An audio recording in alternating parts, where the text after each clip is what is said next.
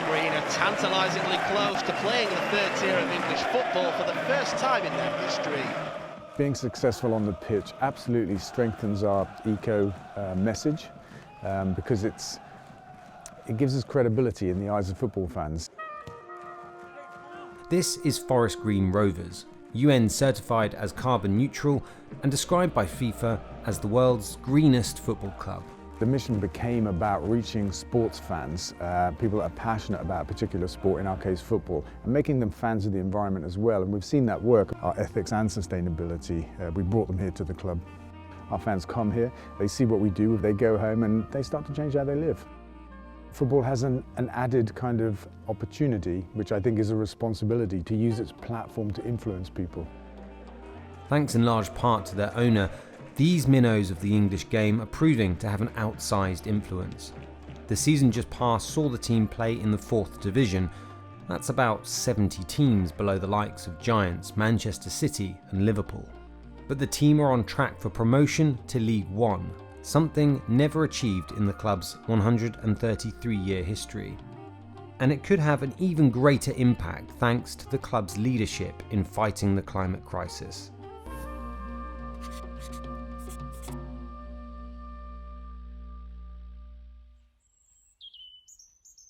Based in the west of the country, Forest Green Rovers has become something of a passion project for the man often described as a green energy industrialist. When I got here in August 2010, the club had 13 players, that was it. Part-time, never trained on a full-size pitch, so I helped them out. I thought, why not? The club was 120 years old, big part of its local community. At the end of the summer, they said, you need to be in charge, you need to be the chairman. I was like, well, I'm not really busy. But they made it clear it was that or the club would fold.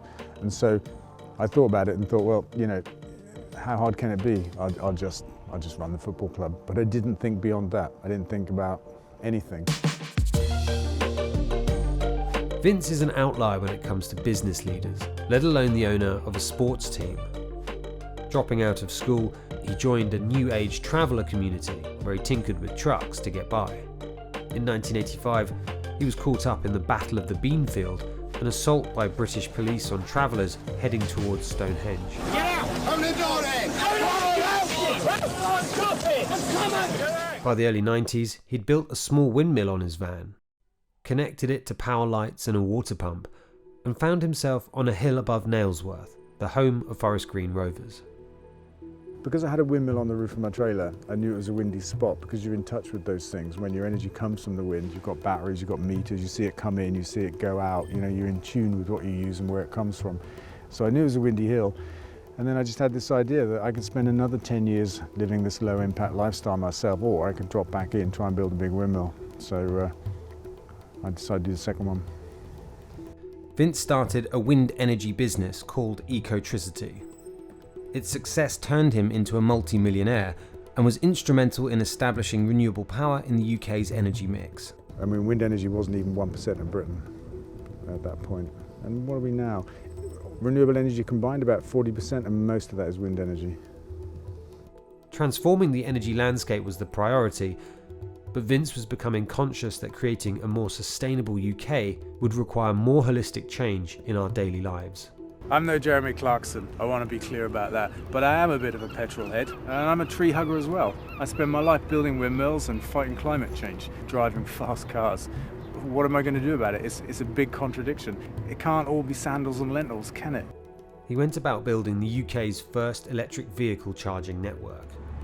More people would buy electric cars if there were more places to charge up, and people would build more charging points if more people bought electric cars. So we thought we'd jump in, build a national network and try and get the whole thing going. Then he helped build an electric sports car, the Nemesis. Since then, he started a vegan food company and even produces diamonds made with carbon captured from the atmosphere. I got into energy in the 90s because the way that energy was made in Britain back then was the biggest single source of carbon emissions from burning fossil fuels. This is where the mission now comes from, because we found that transport was the second biggest and food was the third, and that between them, the 80% of everybody's personal carbon footprint. And that rule also applies to a football club of any size, a business, a whole country basically. And it was food that started the changes at Forest Green Rovers. Day one here of being in charge of the football club, I bumped into my first thing. We were serving a beef lasagna to our players, and I sat down immediately with the chef and the manager and said, we can't do this, you know. So we took red meat off our menu on day one of being in charge. We upset some people. We said, look, try our food. This is why we do it, by the way. We didn't just do it, we explained why. And if you don't like what we serve here, just bring your own, we don't mind, you know. I'm not vegan or vegetarian, but I don't mind not eating meat when I'm here. And I think quite a few people have recognised that, you know, they can eat meat any other time of the day or the week. Why not try vegan food and then be pleasantly surprised that they enjoy it? In the old days, you'd go up and you get a cup of coffee and somebody would say, you know, do you want some of this? And pull out a hip flask and you think, I'm not quite sure. And they brought milk into the stadium, they brought cow's milk into the stadium. So those changes were quite hard, I think, and I think some of the fan base moved away from the club as a consequence of that. But we've introduced a whole new set of supporters and followers who really like what the club stand for now. You know, food sales have gone through the roof. The crowd growth has been phenomenal as well. And all of these were things that plenty of people said wouldn't happen. They said, you know, people won't come to a game. If they do, they won't eat, they'll bankrupt the club, all this kind of stuff. You know, so plenty of skepticism, but I didn't ever doubt it would work, actually. I didn't really care either, because I couldn't run a football club that broke all of the rules that I live by, you know, the things that I believe in. I couldn't do that. And I would have rather walked away, but I didn't. I did it instead, and look where we are. To earn the title of the world's greenest football club, FGR have done much more than just change the menu. The stadium is solely powered by green energy. The pitch itself is organic, free from pesticides and weed killer, fed by seaweed and captured rainwater. It's also cut with a solar-powered Mobot. For electric car drivers, they can charge up during the game. I think it permeates to a huge level. It's a little bit of thinking out of the box. It's just trying to think about things in a different sort of way, not the way it's always been done. Well, it's just a passion that I have, you know, to see us get to a place where we live in a more sustainable way. We're not wasting stuff, not polluting stuff, not wiping out nature, and not causing a climate crisis. The players and staff can eat what they want, but when at work, training or match day, there's only vegan food served. Wingback Kane Wilson, the league's player of the season, is one of an increasing number of professional athletes who are turning away from meat. I had an injury, tendinitis, which is like an injury that was inflammatory. It's like it was in my knee, and I was struggling. I tried everything to get rid of this injury. I couldn't shake it, and it cost me money because I wasn't playing. So I had to kind of try and find a way to get rid of it. I was going to go for an operation. I was thinking of all different options, and I just seen an athlete in America talking about how he had suffered from it and changed his diet, and he had gone. So I said, well, that's what I've got to do now. I mean, it worked for me, hands down. A large number of high-profile athletes extol the benefits of going vegan, from sports as diverse as tennis, basketball, ultra-marathon racing, and even bodybuilding. Some at Forest Green are convinced their vegan-only food rule might be contributing to their recent success. The team hasn't dropped out of the top 3 places all season. So does playing for the world's greenest club change anything for a player? It probably just rewires you a little bit in terms of maybe things that you wasn't as conscious of before. Do you know what I mean? It's everything. I mean, there's everything involved with Forest Green. I didn't even know it was possible for a T-shirt to be made out of coffee. Do you know what I mean? I didn't know that was a thing. What's perhaps most remarkable is how far the Forest Green ethos reaches, far beyond the few thousand people of local village Nailsworth. Welcome to the Heavens Devils podcast, a Forest Green Rovers podcast by 2 Americans who have no idea what they're talking about. Yeah, so we were brought in by the vegan and green aspects of the club. It matched our personal ethics, and so once we found this club that is doing so much good off the pitch, and we're like, we're gonna give our money and our time to a team. Let's do it to a team that matters. That matters. Just like the Clash were the only band that matters. For us, FGR are the only club that matters. Nathan and Shyam have made it over from the US for a critical game in Forest Green Rovers history. It's It's the end of April 2022, and with 4 games to go of the season, a draw away at Bristol Rovers would secure promotion to the league above. Promotion, that's all I want. 1 point will do. True to form, the greenest club in the world arrives on an electric bus, something the club hopes to make a permanent fixture next season. Dale is in relaxed mood, happy to see a vegan pie on another club's menu. Vegan pie in a month? How often do you see that? Oh, you know what, it's quite common. It's amazing. We went to Carlisle a few months ago and they had 2 kinds of vegan pie.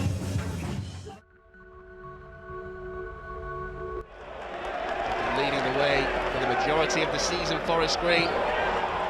It's played in low and it's sent wide. Wilson into Aitchison, Hendry's shot, brilliantly stopped by Belshaw. Forest Green have had some big opportunities. How is this game still 0-0? Rovers want a free kick, but it's full time, and it's joyous scenes for Forest Green Rovers.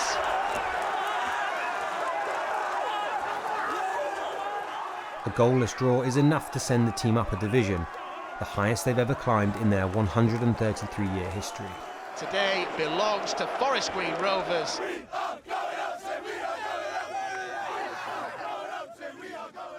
Before securing promotion, Forest Green estimated they had over 100 international fan groups. But it's not just down to what the players have achieved on the pitch. We did a media survey recently, and the last 12 months, the global impact of Forest Green Rovers in all forms of media was 5 billion impressions, right? And that is as a League Two football club. So I would say, you know, we have a global reach, and that's a good thing. In League One, we'll just have a bigger global reach. That reach doesn't just elevate the green message, it's good for business too. More fans generally means more shirt sales and more pay-per-view streams. But crucially for a small club like Forest Green, it's the ability to compete in the big leagues, and that comes from sponsorship. Businesses are adopting green things, products, services, whatever it is, and are looking for places to advertise themselves and to sponsor. And we find ourselves here as a very visible, greenest club in the world kind of stuff. And so we've naturally attracted a lot of sponsors in the last couple of years that other clubs at our level don't get. Purpose is the most important thing, right, as a business or a football club. We have to make money to exist, but we don't exist to make money, right? It's like the old question, do you live to eat or do you eat to live? We only eat to live. If you exist to make money, then you'll take the hard-nosed business approach, you'll hurt the environment around you, the people around you, because you're chasing money above everything else. So we don't do that, we have a different purpose. I just don't think actually there ever has to be a conflict between the environment and economics and ethics, actually. I think we can have all three. With promotion to the 3rd tier of English football secured, Forest Green's journey has entered a new phase. The club is soon to start building a larger stadium, the world's first made all from timber. Eco Park even includes a green tech hub for local business. Whatever project Dale Vince pursues, there's usually an element of activism, especially when it comes to tackling the climate crisis. Back in March, campaigners interrupted Premier League games in the Just Stop Oil protests. It turns out Vince had accidentally funded it. The need to stop oil transcends sport, it transcends motorways, it transcends everything. They reached out and said, look, we want to start a new campaign, will you help us with a bit of cash? And I did. What they didn't say to me was that they were planning to disrupt football matches, which I find amusing. It's direct action that sets Vince and Forest Green Rovers apart, removing meat and single-use plastics from sale, using renewable energy. Other sports teams, even some of the biggest, have been recognised for their work on reducing their environmental impact. But like plenty of businesses nowadays, many are accused of trying to assuage any guilt forming in more eco-conscious fans and simply not doing enough. A portion of every Red Sox ticket will be contributed to the Aspiration Planet Protection Fund, which will use carbon credits to offset Fenway emissions. Ultimately, Vince has found sport to be a powerful element of communication in challenging the status quo of the climate challenge. In his own football team, he doesn't just reach his direct community, but all those that come into contact with it, whether at home or abroad. From supporting the conservation of the ocean to flying the Palestinian flag on match day, Forest Green Rovers has an identity like no other club. Something that's hard to come by in the world of modern day sport. And while FGR might be unique, other clubs are taking note. There's a pump laying outside the front of our ground now that's on its way to Port Vale soon, because we had a conversation about car charging and they want some advice, and we actually had some old hardware, so we said, no, we'll give you a charger. That was before they beat Exeter for us on the last day of the season, which won us the league. We are going up, so we are going up. Have you embraced veganism yet? No, I haven't. No, I don't tell Dale, for God's sake.